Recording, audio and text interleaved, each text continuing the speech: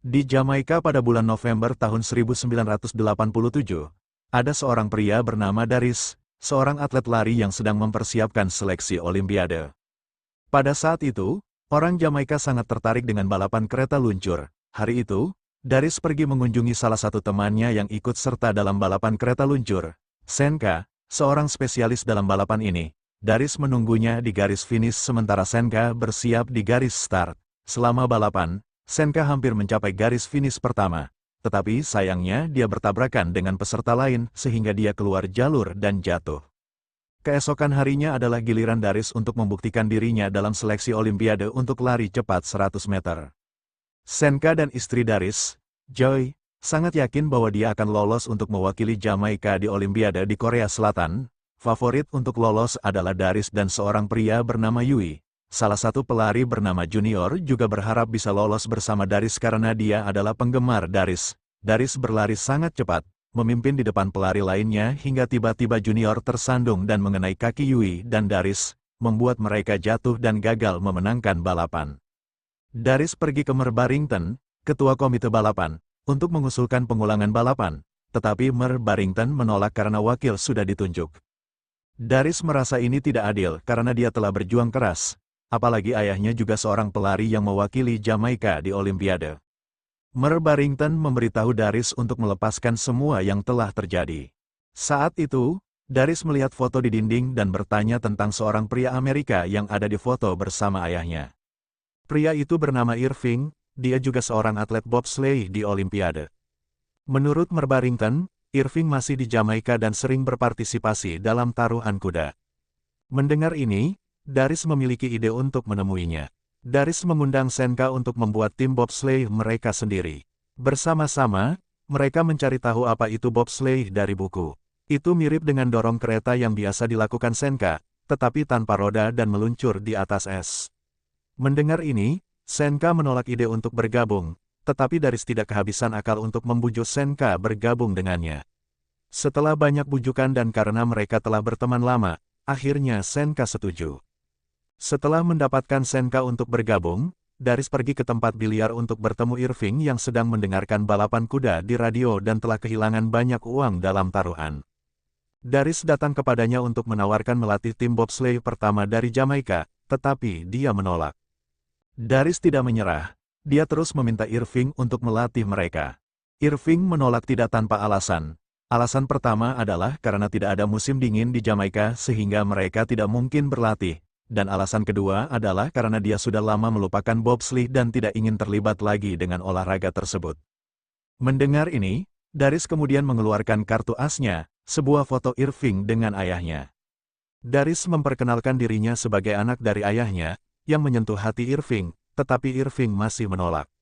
Dia kemudian mengingatkan Irving bahwa 20 tahun yang lalu, Irving datang ke Jamaika untuk merekrut ayahnya ke tim bobsleigh-nya karena Irving memiliki teori bahwa jika bobsleigh memiliki anggota yang bisa berlari cepat, itu akan membuat tim kuat. Jadi, ini adalah kesempatan Irving untuk membuktikannya. Mendengar itu, Irving segera berubah pikiran. Singkat cerita, diadakan seleksi untuk mencari 2 orang tambahan. Tanpa diduga, banyak orang yang tertarik. Sebagai pelatih, Irving mencoba menjelaskan apa itu bobsleigh kepada mereka yang hadir, mulai dari dasar-dasar hingga risiko mengalami kecelakaan pada kecepatan tinggi.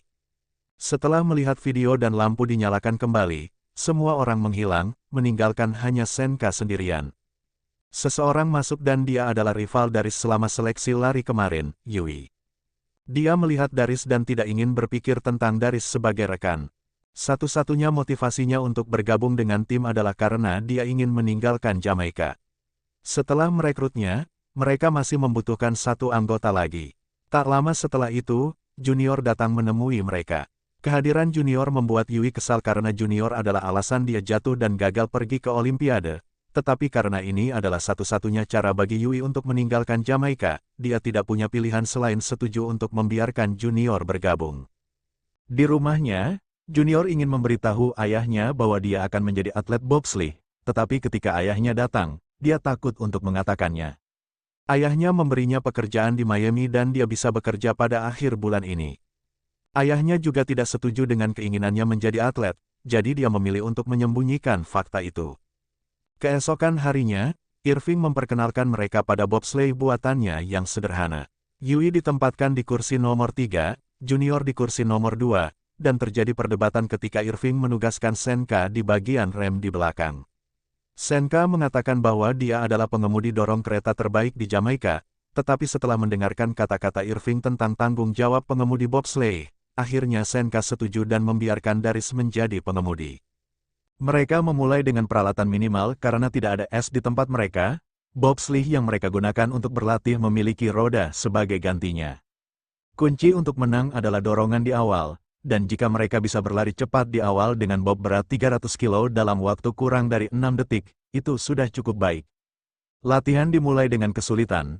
Mereka harus beradaptasi dengan mengendarai bobsleigh dan harus memiliki catatan waktu yang baik. Tidak hanya mereka berlatih mendorong, tetapi mereka juga harus berlatih menahan suhu dingin. Setelah lama berlatih, akhirnya mereka bisa mendorong dan membawa bobsleigh dengan mantap dan mendapatkan catatan waktu yang diharapkan Irving. Tugas Irving adalah meyakinkan Mer Barrington untuk mendanai tim, tetapi betapapun kerasnya dia mencoba meyakinkannya, Mer Barrington tetap menolak dengan alasan bahwa Irving belum melatih mereka cukup lama sehingga dia tidak ingin Irving menghabiskan uang untuk tim yang belum siap yang hanya akan mempermalukan negara di kemudian hari di Olimpiade. Tetapi Darius tidak menyerah, dia bersedia mencari dana. Dia pergi ke kantor-kantor untuk mencari sponsor. Meskipun semua bos yang dia temui tertawa ketika mendengar penjelasannya karena tidak ada sejarah negara tanpa musim dingin ikut serta dalam balapan bobsleigh di Olimpiade.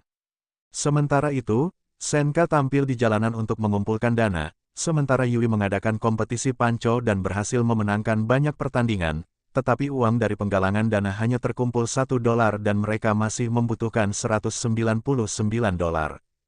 Tak lama setelah itu, Junior juga datang dengan banyak uang dari menjual mobilnya, tetapi Darius tidak ingin menerima uang itu.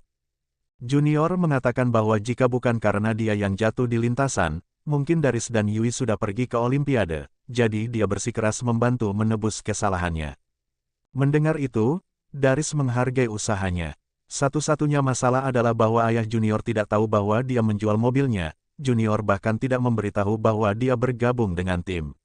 Singkat cerita, mereka berangkat ke Kanada. Saat tiba di bandara, mereka terkejut oleh udara dingin di sana yang mencapai -25 derajat. Irving kemudian membawa mereka ke toko olahraga untuk membeli peralatan. Keesokan harinya, Irving pergi ke Komite Olimpiade untuk mendaftarkan tim mereka. Untuk memenangkan kualifikasi, mereka diharuskan melewati lintasan dengan aman dengan waktu maksimum 1 menit 2 detik. Saat itu, Irving bertemu teman-teman lamanya di timnya dulu, yaitu Roger dan Larry, mantan rekan setimnya, serta Kurt, mantan pelatihnya.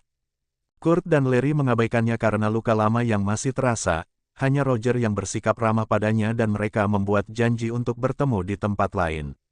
Irving meminta Roger membantunya mencari bobsleigh murah karena uangnya terbatas. Roger berhasil memberinya bobsleigh tua yang mereka gunakan untuk berlatih, tetapi tantangan bagi Irving adalah memastikan timnya bisa bersaing. 3 anggota timnya memang pelari yang bisa berlari 100 meter dalam waktu kurang dari 10 detik. 45, tetapi mereka tetap harus bisa berlari di atas es sehingga mereka diberitahu untuk berlatih di area seluncur es dengan mengenakan sepatu yang biasanya digunakan oleh atlet bobsleigh. Suatu malam, Darius melihat latihan tim Swiss. Tim Swiss adalah tim yang paling diunggulkan dalam kompetisi. Mereka terlihat luar biasa dan siap, ini tentu saja sedikit menurunkan semangat Dar karena mereka harus tampil lebih baik. Suatu hari, Irving membawa mereka ke garasi untuk menunjukkan kereta luncur mereka. Di sana, mereka mengagumi kereta luncur tim Swiss yang dilihat dari tadi malam. Tetapi ketika Irving menunjukkan kereta luncur mereka, suasana tiba-tiba berubah. Hanya Darius yang mengagumi kereta luncur jelek di depan mereka. Singkatnya, latihan dilakukan. Mereka membawa kereta luncur mereka ke lintasan dan suasana langsung sunyi. Tidak ada suara, tidak ada gerakan, hanya semua mata tertuju pada mereka. Yang lebih buruk lagi adalah ketika mereka bersiap-siap untuk balapan, mereka diejek keras oleh pengemudi tim dari Jerman bernama Joseph hanya karena mereka berkulit hitam dan berasal dari Jamaika. Namun, di tengah-tengah ejekan, mereka mencoba tetap fokus. Di hotel, para anggota saling mencemooh satu sama lain. Anda memiliki impian besar untuk mencapai kesuksesan di luar Jamaika. Namun, Senka meremehkannya dengan mengatakan bahwa dia tidak akan mencapai impiannya. Mendengar itu, Junior membelanya. Dia menggunakan ayahnya sebagai contoh. Ayahnya memulai karirnya di rumah yang sangat kecil dan bekerja keras hingga mencapai puncak. Sesi latihan berikutnya dimulai. Kali ini mereka harus mendorong kereta luncur seperti yang mereka lakukan di Jamaika, tetapi sesi itu berakhir dengan memalukan karena kinerja mereka yang buruk dan kereta luncur mereka yang tidak begitu bagus. Berita memalukan itu sampai ke Jamaika dan ayah Junior. Suatu hari, Larry bertemu dengan Darius di garasi. Dia mengatakan bahwa Irving hanya menghambat tim mereka. Larry memberitahunya bahwa pada tahun 1972 Irving tertangkap curang dengan menambah berat pada kereta luncur mereka sehingga medali emas mereka dibatalkan. Ketika Dar mendengar ini, dia hanya mengabaikannya. Suatu malam sebelum keluar untuk berjalan-jalan, Junior mendapat surat dari ayahnya di Jamaika yang menyuruhnya pulang segera dan itu membuatnya sedih. Di bar, Anda mencoba menjadi sistem dukungan untuk Junior yang takut akan kemarahan ayahnya. Anda meyakinkannya bahwa tanpa Junior mereka tidak akan berada di Kanada dan bahwa Anda tidak bisa meninggalkan timnya.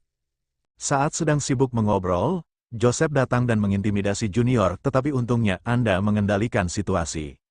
Anda membawa Junior ke toilet dan mengajarinya tentang arti harga diri dan semangat. Karena dorongan itu, Junior memiliki keberanian untuk menghadapi Joseph, tetapi Joseph lebih berani darinya sampai Anda sekali lagi campur tangan dan keributan pun pecah. Bar menjadi kacau karena mereka bertiga. Karena kekacauan itu, Irving memarahi mereka. Keberadaan tim Jamaika tidak disukai oleh negara lain dan dia dibenci oleh orang-orang yang mengenalnya. Jadi dia meminta mereka untuk bersikap profesional dan fokus. Mereka ingin lolos ke Olimpiade. Keesokan harinya, keempatnya membangunkan Irving untuk memulai latihan mereka lebih awal. Mereka lebih fokus pada latihan untuk meningkatkan kekuatan dan stabilitas mereka. Mereka tahu bahwa pada akhirnya mereka harus bekerja lebih keras dibandingkan dengan tim lain. Karena latihan keras dan fokus mereka berhasil memperbaiki semua kekurangan yang mereka miliki dalam kualifikasi. Irving bertemu dengan 3 juri dan salah satu juri digantikan oleh Kurt, mantan pelatihnya yang masih membencinya. Dia juga mengetahui bahwa waktu kualifikasi berubah dari 1 menit 2 detik menjadi 1 menit. Di ruang ganti, Irving memberi anggota timnya seragam dengan motif bendera Jamaika dan berdoa untuk hasil terbaik. Darius dan teman-temannya memasuki lintasan dan memulai balapan mereka. Darius menjalankan tugasnya dengan baik karena dia telah menghafal semua tikungan. Mereka berhasil mencatat waktu di bawah 1 menit, bahkan Kurt tidak percaya dengan hasil itu karena mereka telah lolos ke Olimpiade. Mereka mengecat kereta luncur mereka agar terlihat lebih keren. Mereka bahkan memberi nama kereta luncur mereka Cool Runnings. Namun tiba-tiba mereka diberi surat yang mengatakan bahwa mereka didiskualifikasi. Irving tidak menerimanya dan langsung masuk ke ruang komite. Orang-orang di komite secara sewenang-wenang mengubah kebijakan terkait peraturan yang mengharuskan negara yang bisa lolos harus pernah berpartisipasi dalam pertandingan internasional sebelumnya. Tentu saja Irving tahu bahwa semua itu dibuat-buat. Dia memberikan pernyataan tegas bahwa salah satu anggota mencoba bersikap rasis terhadap orang Jamaika. Dia juga tahu bahwa Kurt masih kesal padanya, sehingga dia mencoba menyelesaikan masalah dengan Kurt yang mungkin masih dendam padanya. 16 tahun yang lalu, dia memang melakukan kesalahan dengan curang sehingga mempermalukan dirinya sendiri, rekan setimnya, negaranya, dan Kurt, pelatihnya saat itu. Setelah Irving mencurahkan isi hatinya kepada Kurt, mereka menerima kabar melalui telepon bahwa diskualifikasi mereka telah dibatalkan. Keluarga mereka di Jamaika sangat bangga karena mereka berhasil mengibarkan bendera Jamaika di upacara pembukaan Olimpiade untuk bobsleigh. Keempatnya kemudian menetap di asrama baru mereka sebagai salah satu peserta Olimpiade. Di kamar mereka, Irving memimpin doa untuk hasil terbaik dari tim Jamaika. Namun tamu tak diundang datang, yaitu ayah Junior. Dia datang ke Kanada hanya untuk menyuruh Junior pulang, tetapi Junior menolak untuk pulang karena dia membutuhkan dirinya. Junior berani mengatakan apa yang dia inginkan kepada ayahnya. Keesokan harinya, balapan dimulai. Kompetisi akan diadakan selama 3 hari dan setiap negara akan mencoba mencapai waktu terbaik mereka untuk memenangkan medali emas. Tim yang paling diunggulkan tentu saja adalah Swiss dan Jerman, sedangkan tim yang paling diremehkan tentu saja adalah tim Jamaika. Mereka bahkan tidak memiliki salju di negara mereka untuk berlatih dan ini adalah debut mereka dalam kompetisi. Hanya berada di sana sudah merupakan pencapaian tinggi. Dar tampaknya terlalu bersemangat untuk menjadi seperti tim Swiss. Dia bahkan menghitung dalam bahasa Jerman, kinerja mereka di paruh pertama sangat memalukan untuk balapan Olimpiade dan mereka adalah yang paling lambat dari yang lain. Irving kemudian mengevaluasi pertandingan. Dia tahu bahwa mereka seharusnya sudah siap dan tidak ada waktu untuk merasa gugup. Irving meminta mereka untuk mencari tahu masalah mereka karena dia tidak bisa membantu dengan itu. Setelah itu, keempatnya berbicara untuk mencari tahu apa kesalahan mereka. D memulai dengan menggunakan tim Swiss sebagai contoh yang membuat semua anggota tim jengkel. Sanka, yang biasanya suka bercanda, mencoba bersikap serius. Dia menjelaskan kondisi mereka dan bahwa mereka adalah tim yang berbeda dari Swiss atau tim lainnya. Tak terduga, Sanka membuat Darius menyadari bahwa mereka tidak ada di sini untuk melupakan siapa mereka dan dari mana mereka berasal. Keesokan harinya, mereka terlihat berbeda, mereka bernyanyi dan menarik semua perhatian. Itu adalah kesempatan kedua mereka untuk memperbaiki catatan waktu. Keluarga dan warga Jamaika cemas mengharapkan hasil terbaik untuk mereka yang secara luar biasa mereka capai. Karena penampilan hebat ini, mereka naik ke posisi ke-8. Malam itu, Darius fokus menghafal tikungan lintasan berikutnya ketika Irving datang mengajaknya makan malam yang ditolak oleh Darius. Sebelum Irving pergi, Darius bertanya apa yang membuat Irving curang di pertandingan terakhirnya. Irving berkata bahwa dia harus menang. Menang telah menjadi bagian dari hidupnya, sehingga dia harus terus menang dengan segala cara. Ketika seseorang tidak puas dengan medali emas, maka seseorang akan menjadi serakah dan melakukan apapun dan itu adalah sesuatu yang seharusnya tidak dilakukan oleh Irving. Pada hari ketiga pertandingan, Tuan Barrington datang untuk menonton balapan bersama. Pada hari penentuan itu, mereka menjadi favorit untuk memenangkan medali untuk pertama kalinya. Cool Runnings diluncurkan. Rekor waktu start mereka bahkan lebih baik dari kemarin. Setiap tikungan dilalui dengan lancar, dukungan, sorakan, dan teriakan mengiringi kemajuan tim. Bahkan komentator tidak berhenti mengatakan bahwa Jamaika akan memecahkan rekor tetapi sayangnya kereta luncur tua yang mereka gunakan mengalami kerusakan karena beberapa baut terlepas dan menyebabkan mereka mengalami kecelakaan. Untungnya mereka semua tidak mengalami cedera serius. Mereka kesal karena garis finish ada tepat di depan mata mereka. Kapten Darius menyuruh timnya untuk bangkit. Cool Runnings hancur, tetapi mereka memilih untuk mengangkatnya ke garis finish. Kereta luncur seberat 300 kilo tentu sangat berat, terutama karena mereka harus mengangkatnya dengan sisa kekuatan mereka, tetapi mereka memiliki semangat yang besar. Balapan ini harus diselesaikan hingga garis finish, meskipun mereka harus membawa kereta luncur mereka ke garis finish. Mereka mendapat dukungan besar dari penonton yang menunggu di garis finish. Darius dan timnya kembali ke Jamaika sebagai pahlawan dan 4 tahun kemudian mereka kembali ke Olimpiade untuk berkompetisi sekali lagi meskipun mereka gagal mendapatkan medali pada hari itu. Mereka telah berhasil mengajarkan pelajaran berharga bahwa ini bukan tentang kecepatan dan medali, tetapi tentang menolak untuk berhenti mencapai garis finish. Semangat pantang menyerah dan tekad kuat mereka menjadi inspirasi tidak hanya bagi orang Jamaika tetapi juga bagi seluruh dunia. Mereka menunjukkan bahwa dengan kerja keras, fokus, dan semangat yang tinggi, segala sesuatu mungkin untuk dicapai, meskipun ada banyak rintangan di jalan. Keempat pria ini mengubah pandangan dunia tentang apa yang bisa dicapai oleh tim dari negara tanpa salju di cabang olahraga musim dingin, dan cerita mereka tetap dikenang sebagai salah satu yang paling menginspirasi dalam sejarah Olimpiade.